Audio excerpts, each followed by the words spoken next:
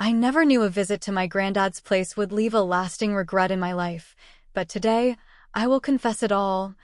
Every moment, every detail, so I can be free, so I can find peace within myself again. It was supposed to be a simple trip, an escape from heartbreak and the weight of my own emotions. I had just ended a relationship that had drained me, left me feeling hollow, and I needed a fresh start, a new environment where I could breathe without constantly being reminded of what I had lost.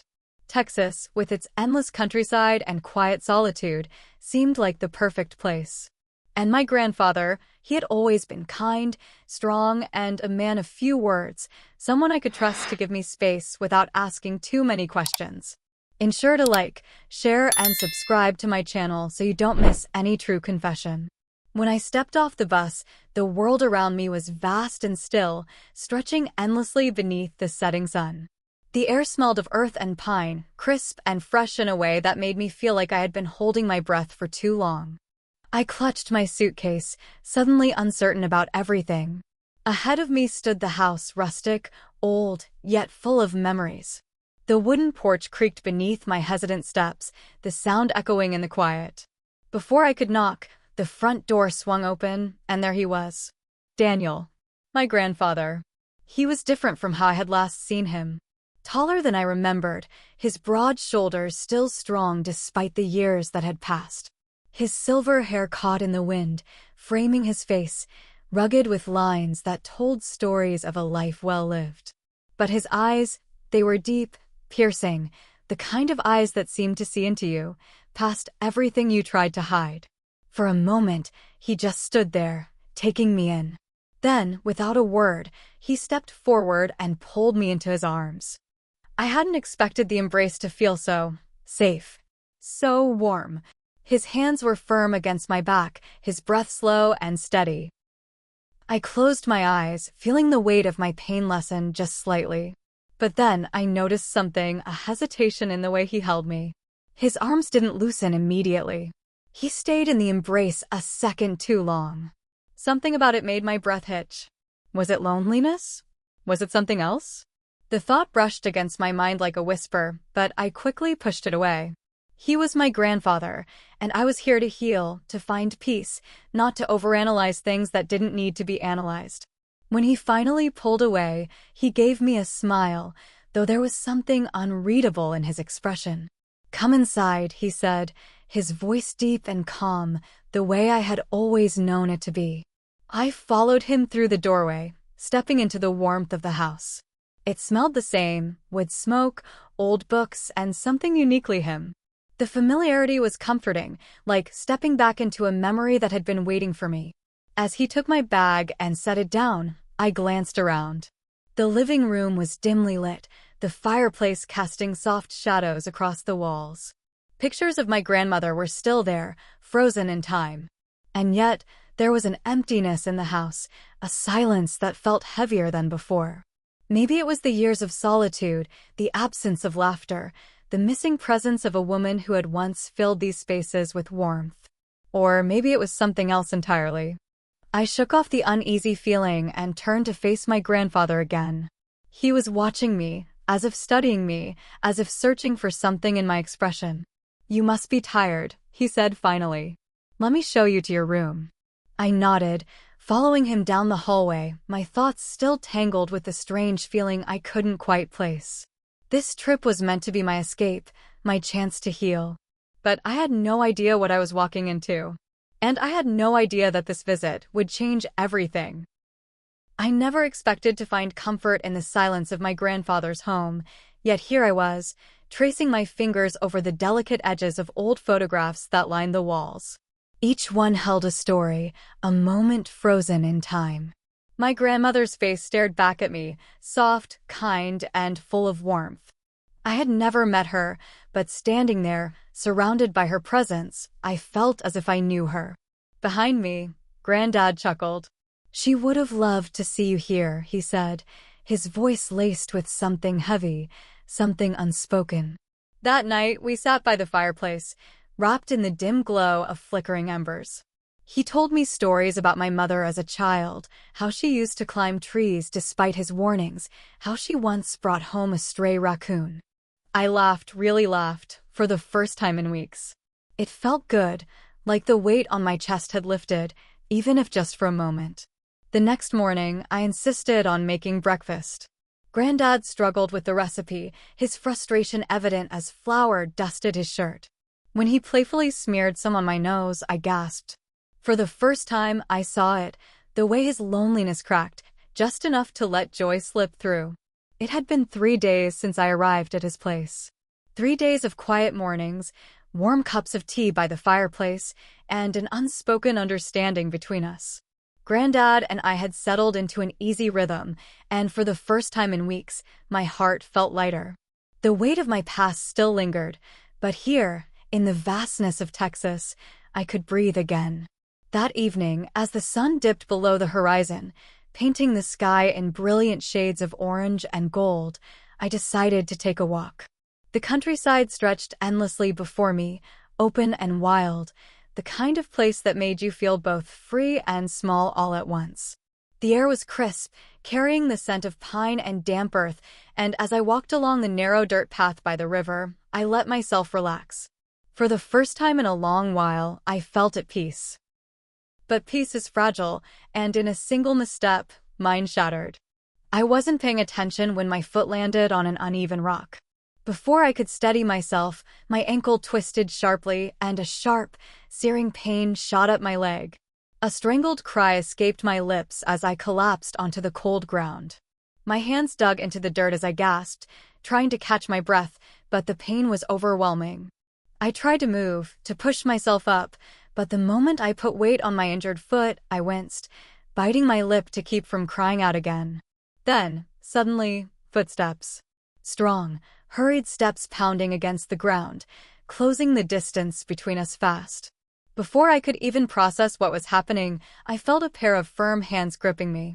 "Emily," Granddad's deep voice broke through my haze of pain. "Are you all right?"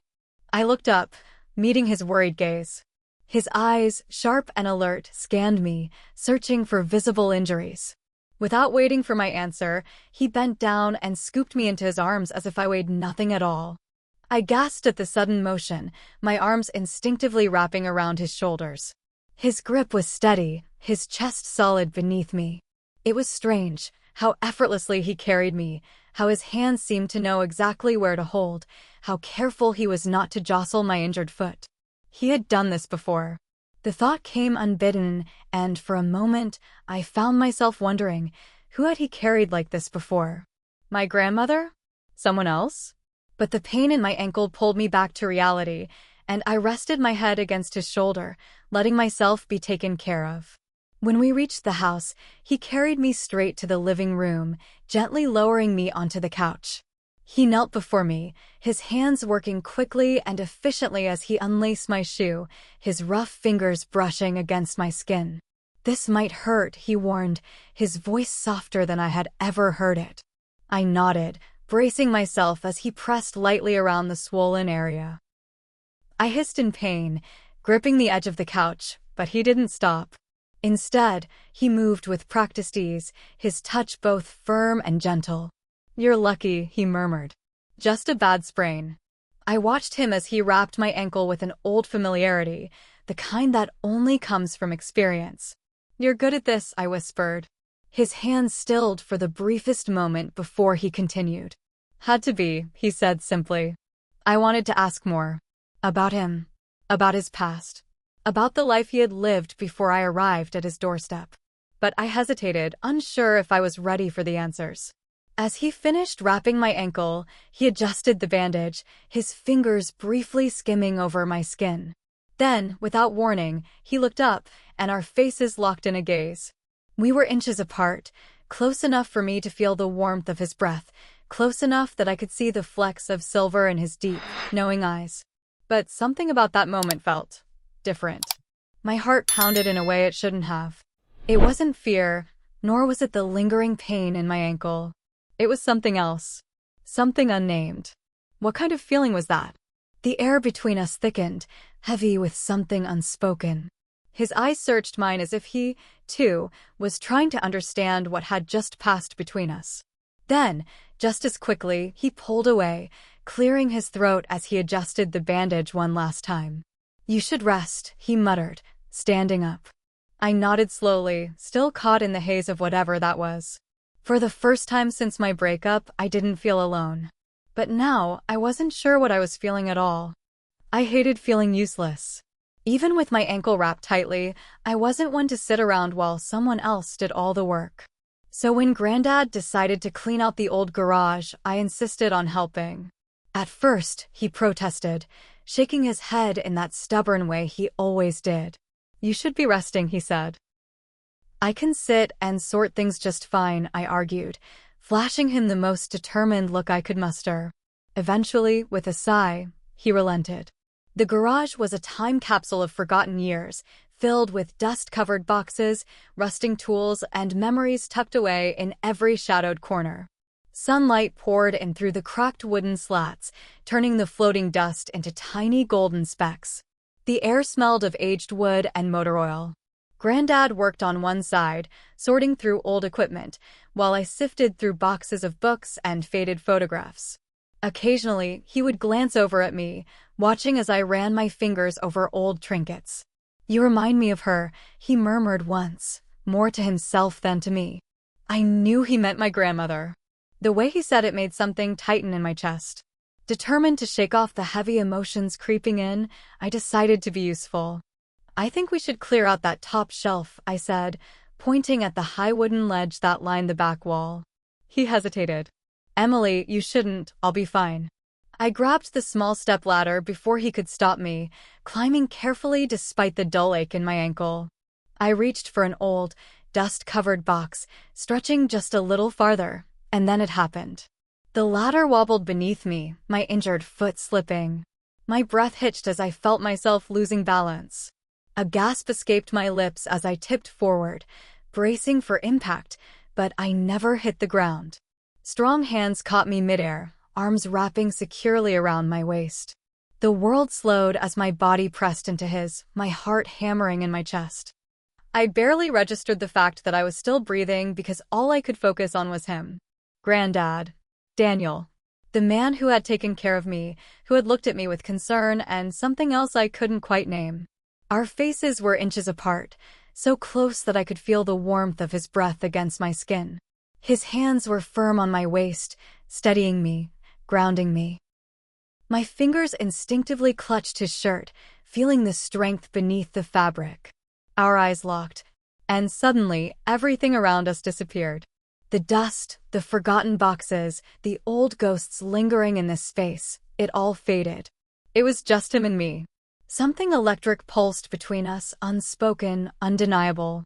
My heart pounded, my breath shallow.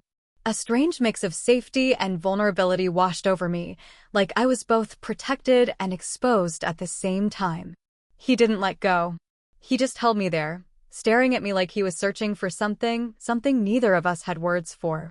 Then, before I could second-guess it, before I could think about what this meant, I leaned in. Or maybe he did. I didn't know who moved first, but suddenly our lips met. A soft, lingering touch. A moment suspended in time. His lips were warm, gentle yet firm, like he had wanted this just as much as I did, but had been too afraid to acknowledge it. My hands gripped his shoulders as he deepened the kiss, his arms tightening around me. The world outside ceased to exist. He responded so fast, so hungry. I needed this too, and in what felt like a flash, we did it right there in the garage. And yet, as soon as it happened, reality crashed back in. He pulled away first, his breathing uneven, his expression a mixture of confusion and something else, something dangerous. I stepped back, my own thoughts tangled, my heart still racing. We stared at each other, both knowing we had crossed a line, both unsure of what to say. What had we just done? That evening, as we sat across from each other at the dinner table, the air between us was different. Heavy. The weight of what had happened earlier in the garage still lingered, unspoken yet undeniably present. Granddad, Daniel, cleared his throat, pushing his food around on his plate before finally looking up at me. His gaze was softer than usual, conflicted. "I need to apologize," he said, his voice quieter than I had ever heard it. for what happened earlier, in the garage. For a moment, I didn't know what to say. It wasn't like I hadn't been thinking about it, constantly, replaying the way our eyes met, the way our lips had found each other's, the way everything around us had vanished in that brief but intense moment. I put my fork down and met his gaze. "It's fine," I said, trying to sound casual even though my heart was still tangled in a mess of emotions. But was it fine? The silence between us stretched. He nodded slowly, exhaling deeply, as if carrying the weight of something neither of us wanted to acknowledge. We finished dinner without another word about it, both of us pretending that we could somehow erase what had happened. But some things don't just disappear. A few days later, I packed my bags, my visit to Texas coming to an end. I told myself I was ready to leave, that I needed to get back to my life, back to normal. But as I stood on the porch, waiting for the car that would take me to the bus station, I couldn't shake the weight in my chest. Daniel stood beside me, hands in his pockets, his expression unreadable. I wanted him to say something, anything, but he just nodded, as if this was just any other goodbye. The wind blew softly through the open fields, carrying the scent of pine and earth. The place that had once felt like an escape now felt like something else entirely, something complicated, something I couldn't fully process. "I guess this is it," I said, forcing a small smile. He nodded again, then hesitated before placing a firm but gentle hand on my shoulder. "Take care of yourself, Emily." Something about the way he said it sent a shiver through me. I nodded, unable to say more, and before I could second-guess myself, I turned and got into the car. As we pulled away, I glanced in the rearview mirror. He was still standing there, watching, the sunset casting long shadows around him. I thought leaving would give me clarity. That putting distance between us would make things easier. But as I traveled home, my thoughts were still tangled in Texas, still replaying every glance, every moment, every feeling I couldn't quite name. Some things don't just disappear. If you made it this far, don't forget to like, share, and subscribe to my channel for more true confessions. Let me know your thoughts on this in the comments below. What would you have done?